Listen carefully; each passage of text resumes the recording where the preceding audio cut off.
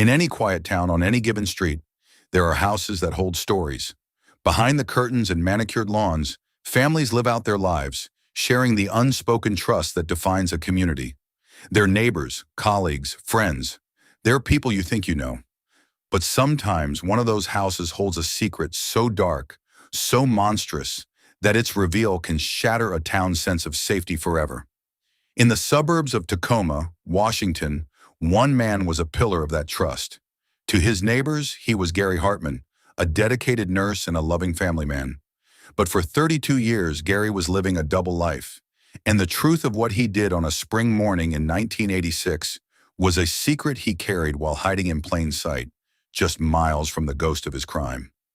This is the shocking story of how a brutal child murderer hid as a quiet neighbor, living a normal life that was built on a monstrous lie. March 26, 1986. It was a Wednesday, the start of spring break in Tacoma, Washington. The air was probably still crisp, with the last remnants of a Pacific Northwest winter, but the promise of longer days was ahead. For 12-year-old Michella Welch, it was a day of both responsibility and fun. A petite girl with long blonde hair and glasses, she was the oldest of three sisters, and today she was in charge. She'd brought her two younger sisters, Angela and Nicole, to Puget Park, a familiar local spot nestled in the city's north end. The park was a hub of childhood, a place of swings and slides under the shadow of the Proctor Street Bridge. It was a place that felt safe. Around 10 or 11 that morning, Michella did what any caring older sibling would. She got on her bike and pedaled the short distance back home to make sandwiches for lunch. When she returned, she carefully laid the lunches out on a picnic table and chained up her bike. But her sisters were gone. They had wandered off to a nearby business to use the restroom. And this is where the ordinary day fractures, where the timeline splits into a before and a horrifying after. The sisters returned to the picnic area just minutes later to find the sandwiches waiting. They saw Michella's bike, still chained to the rack, but Michella herself had vanished. Panic didn't set in right away. They were children, and they searched the way children do, calling out for her. Her younger sister Nicole would later remember their special call, a yoo-hoo they used to find each other. They called and called, but the park only answered with silence. As minutes stretched into an hour, that knot of fear began to tighten. They found their babysitter, who called their mother, and soon the Tacoma police were on their way. The search began as the afternoon sun started to dip, casting long shadows across the park. It started with a handful of officers, but as word spread, the community joined in. This was their park, and one of their children was missing. As daylight faded, the search grew more desperate. The playground, once a place of laughter, was now the eerie headquarters for a frantic operation. It wasn't until around 11 o'clock that night, under the cold glare of flashlights, that the search came to its devastating end. A search dog led its handler away from the playground, down a trail and into a deep, wooded ravine known as the Gulch. There, a quarter-mile from where she was last seen, near a makeshift fire pit, they found her. The discovery was every parent's worst nightmare. Michella Welch was dead. The scene was one of brutal, unimaginable violence. An autopsy would later confirm she had died from blunt force trauma to the head and a severe cut across her neck.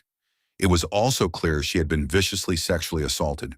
The innocence of an entire community was stolen in an instant. News reports from that time paint a picture of a city in pure shock. How could this happen here? In a public park? In broad daylight? A classmate of Michella's, Melissa Cooper, later said, "Literally the world changed that day when that happened. A monster had walked among them, snatched a child, and then vanished back into the shadows, leaving a family and an entire city broken." And for the next 3 decades, those shadows would hold their secret. The investigation into Michella's murder began with an intensity born of horror and public pressure. Detectives swarmed Puget Park, combing the gulch for any clue, any fiber, any misplaced stone that could lead them to the killer. They had one witness, a classmate of Michella's, who saw her talking to a man under the Proctor Street Bridge. The man was pointing down a trail into the ravine. But a description isn't a name, and a fleeting face is nearly impossible to place. The initial leads went nowhere. The man remained a phantom. The community was on edge. parents holding their children a little tighter, and then, just 5 months later, the unthinkable happened again. In August 1986, another young girl, 13-year-old Jennifer Bastian, disappeared while riding her bike in Point Defiance Park, only a few miles from where Michella was killed. Weeks later, her body was found. The similarities were chilling. Two young blonde girls on bikes, abducted from public parks and murdered. Tacoma was gripped by a new, more profound terror, the fear of a serial killer. For years, law enforcement operated under the assumption that one man was responsible for both crimes, and the cases of Michella Welch and Jennifer Bastian were officially linked. But despite the immense police resources, the case grew cold. The phantom of Puget Park remained nameless. The years turned into a decade, then two. For Michella's family, the silence was a unique form of torture. Her mother, Barbara, and her two younger sisters were left in a state of suspended grief, unable to mourn without knowing who was responsible. Her sister, Angela, later spoke of what it means when a killer remains free. If you are not held accountable, it changes you into a different person and you think you are above the law. The file on Michella Welch gathered dust, becoming one of Washington's most notorious cold cases. But science was quietly advancing. In 2006, 20 years after the murder, a breakthrough seemed possible. Technicians developed a full male DNA profile from evidence collected at the crime scene. This was the killer's genetic fingerprint. Investigators ran the profile through CODIS, the National Felon DNA Database, filled with hope. The result came back, no match. It was a gut punch. The killer, it seemed, had never been arrested for another serious crime. He wasn't in the system. He was, for all intents and purposes, invisible. In 2013, more advanced DNA testing brought another shock. The DNA from Michella's case did not match the DNA from Jennifer Bastian's case. There wasn't one monster stalking the parks of Tacoma in 1986. There were two. This fractured the long-held theory of the case, but it allowed detectives to focus on each killer individually. Still, the DNA profiles yielded no hits. The trail went cold again. For Michella Welch's loved ones, the wait had now stretched past 30 years. 3 decades of birthdays she never had, holidays with an empty chair, and the gnawing uncertainty of not knowing. The hope for justice was fading, kept alive only by a small flame of determination in the cold case unit. They had no idea that science was about to give them a new kind of map, one that would lead them not to a criminal in a database, but to a family tree. The search for a killer is often a race against time. But in this case, time was the one thing that allowed technology to catch up to a ghost.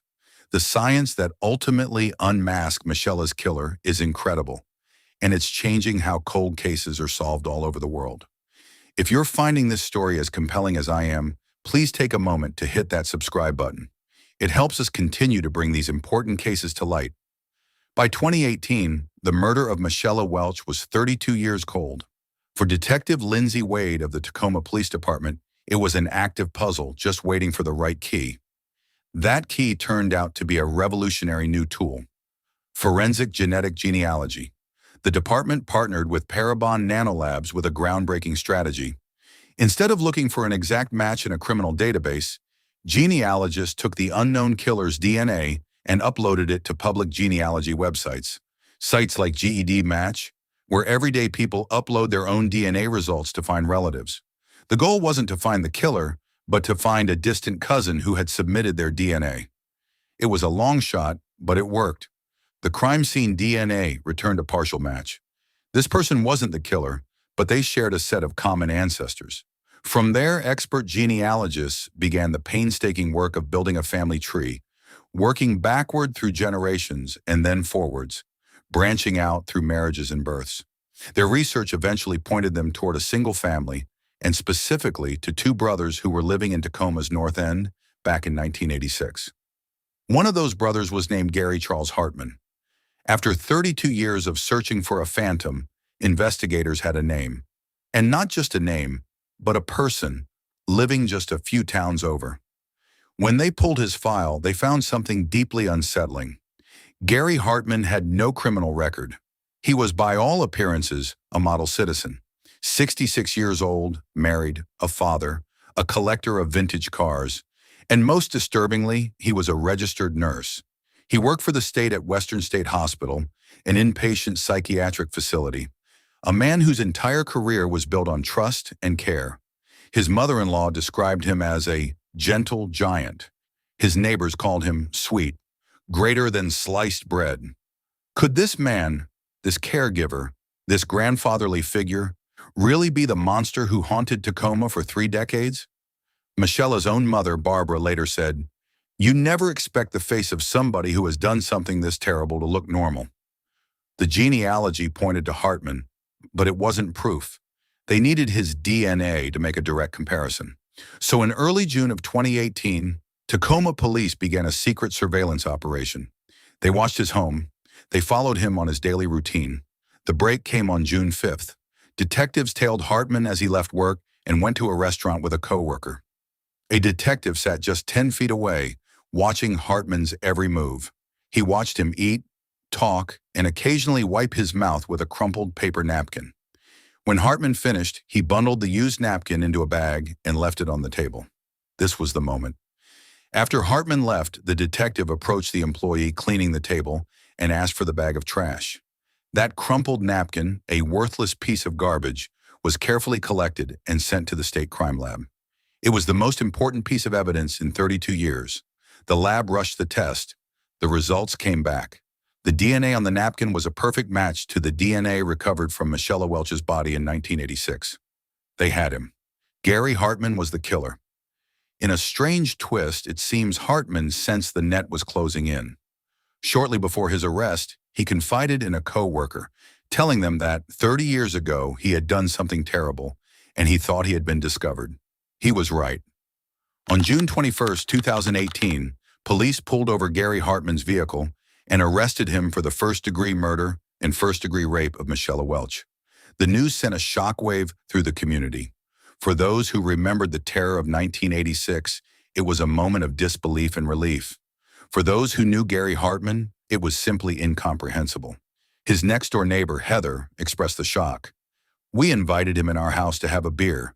He seemed like this normal, cool dude." But he wasn't.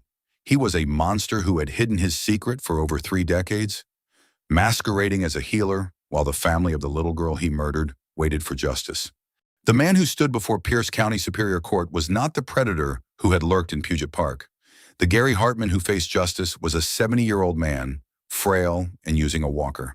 He had built an entire life in the 36 years since his crime. He initially pleaded not guilty, but the DNA evidence was irrefutable. Facing a mountain of scientific proof, Hartman waived his right to a jury trial. The trial, which finally took place on March 22, 2022, lasted less than 2 hours. The prosecution and defense agreed to the facts, the crime and the DNA that proved Hartman's guilt. In exchange, prosecutors dropped the rape charge, knowing a murder conviction would mean he would almost certainly die in prison. Judge Stanley Rumbaugh reviewed the facts and delivered the verdict swiftly. Gary Hartman was guilty of the first-degree murder of Michella Welch. In that moment, the facade Hartman had maintained for more than 3 decades crumbled. He broke down, sobbing. Turning to Michella's family, he repeated the same empty words. "I'm so sorry. God knows I'm so sorry. That doesn't help. I'm just sorry." But his apology offered no comfort. One of Michella's younger sisters, just 9 at the time of the murder, spoke of the lifelong burden she carried. "To think that someone in this world sexually assaulted and killed my sister, and then to grow up with that thought in the back of my mind all the time." Michella's mother, Barbara Leonard, finally faced her daughter's killer. Her words were a powerful rebuke of his belated remorse. "For over 35 years, I have wept in lonely silence," she told the court. "I say lock him up and throw away the key." Judge Rumbaugh seemed to agree.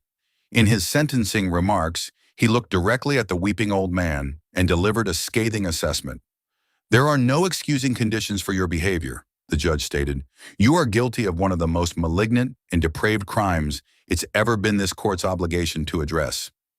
He then handed down the maximum possible sentence, 26.5 years in prison. Justice, after 36 long years, had finally been served. The conviction of Gary Hartman closed one of the most painful chapters in Tacoma's history and brought a measure of peace to a family that had waited a lifetime for answers. It was a monumental victory for law enforcement and a testament to the relentless march of science. Prosecutor Mark Lindquist issued a stark warning to other criminals hiding from their past. If you're a criminal who left DNA at a crime scene, you might as well turn yourself in now. We will eventually catch you. The case became such a landmark that a Washington state bill to help fund cold case investigations was named in Michella's honor. But the story leaves us with unsettling questions. How does a person commit such an evil act and simply walk away, folding it into a normal life? Hartman went on to get sober, become a nurse, and dedicate his career to helping people, all while harboring this unspeakable knowledge. His defense attorney claimed a childhood of abuse and addiction had led him to a point where he convinced himself he did not do this. Is it possible to wall off a part of yourself so completely? To become two people, the caring nurse and the child murderer? We may never know the true landscape of his mind, but we do know the cost of his secret. In the end, this story isn't about the monster. It's about the light he tried and failed to extinguish. It's about Michella Welch, a 12-year-old girl who loved her sisters enough to ride her bike home to make them sandwiches. It's about her family who endured an unimaginable loss with grace. And it's about the truth, which no matter how long it's buried, always has a way of finding its way back to the light.